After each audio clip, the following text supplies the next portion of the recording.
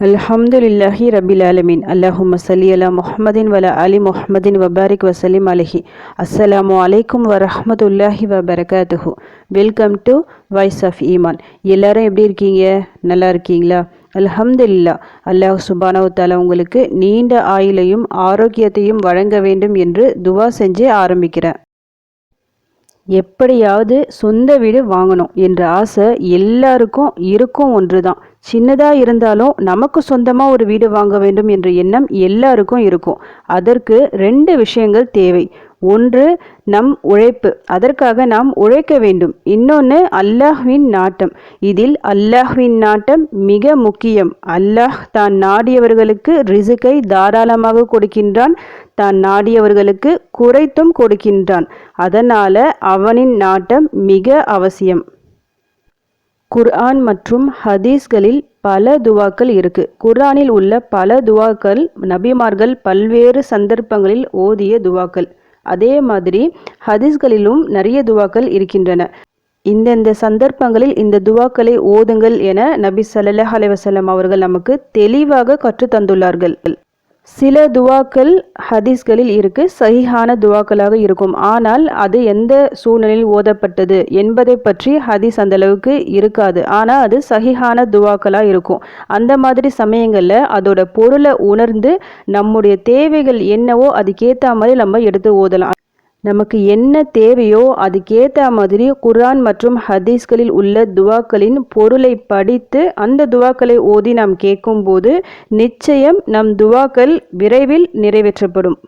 அந்த வகையில் சொந்த வீடு வேண்டும் என ஆசைப்படும் ஒவ்வொருவரும் கேட்க வேண்டிய ஒரு துவாவை தான் இன்னைக்கு நான் சொல்ல போகிறேன். முழு மனதுடன் நிய்யத்தோட இந்த துவாவை தொடர்ந்து ஓதிவாங்க. இன்ஷா அல்லாஹ், அல்லாஹ் உங்கள் கனவை நிஜமாக்குவான்.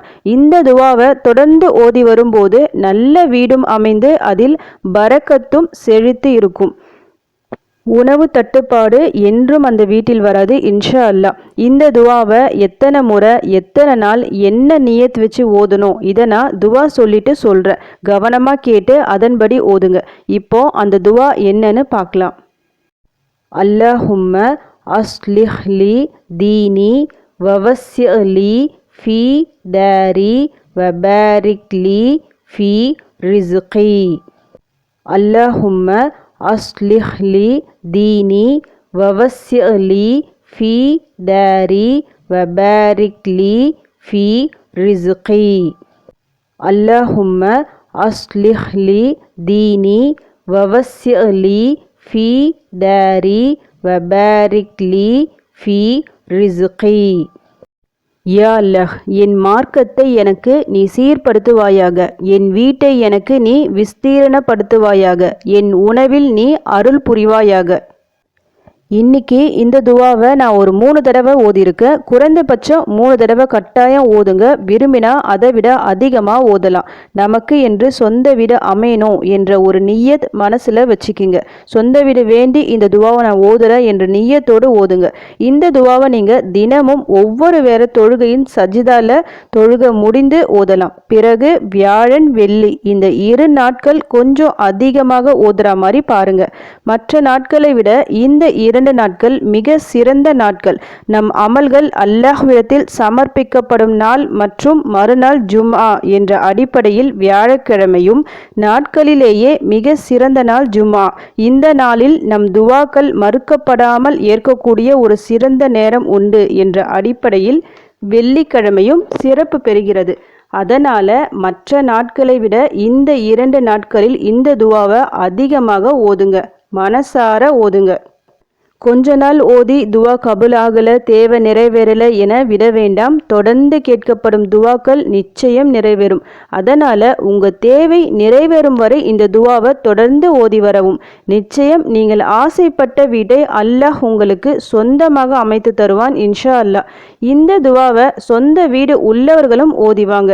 உங்கள் வீட்டில் பரக்கத்தான நிம்மதியான சூழ்நிலை ஏற்படும்.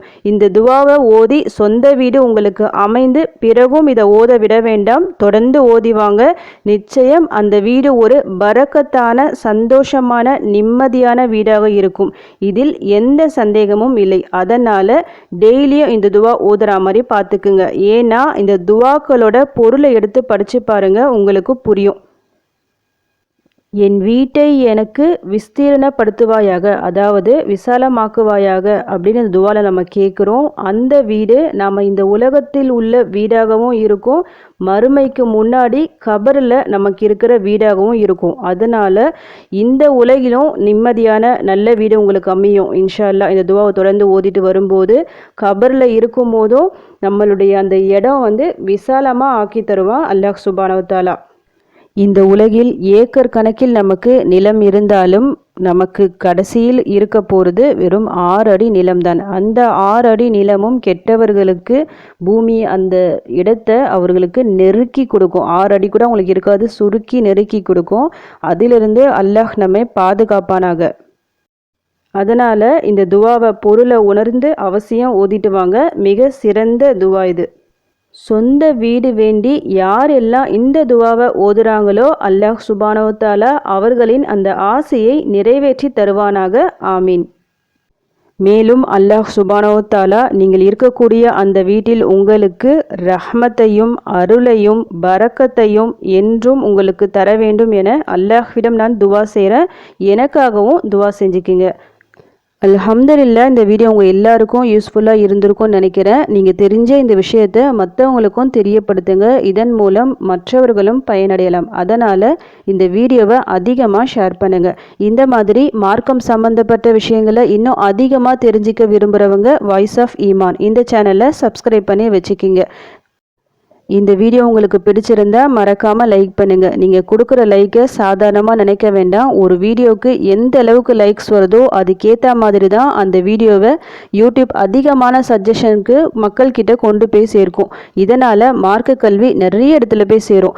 இந்த சேனல் இல்லை, மார்க்கம் சம்பந்தப்பட்ட எந்த சேனலை போய் நீங்கள் பார்த்தாலும் மறக்காமல் அந்த வீடியோவை லைக் பண்ணுங்கள், ஷேர் பண்ணுங்கள். இதன் மூலம் மார்க்க கல்வி உலகம் முழுக்க பரவும். உங்களால் ஒருவர் பலன் அடைஞ்சா கூட அதற்கான நன்மை உங்களுக்கு வந்து கொண்டே இருக்கும். மேலும் மார்க்கம் சம்பந்தமாக உங்களுக்கு ஏதாவது சந்தேகம் இருந்தால் கமெண்ட்டில் கேளுங்க. இன்ஷா அல்லாஹ் அதை பற்றி தனி வீடியோவை நான் போடுறேன். வேற ஒரு பயனுள்ள துவாவோடு இன்ஷா அல்லாஹ் அடுத்த பதிவில் சந்திக்கிறேன். ஜஸக்கல்லாஹு கைரன் கசீரா. அஸ்ஸலாமு அலைக்கும் வரஹ்மத்துல்லாஹி வபரகாத்துஹு.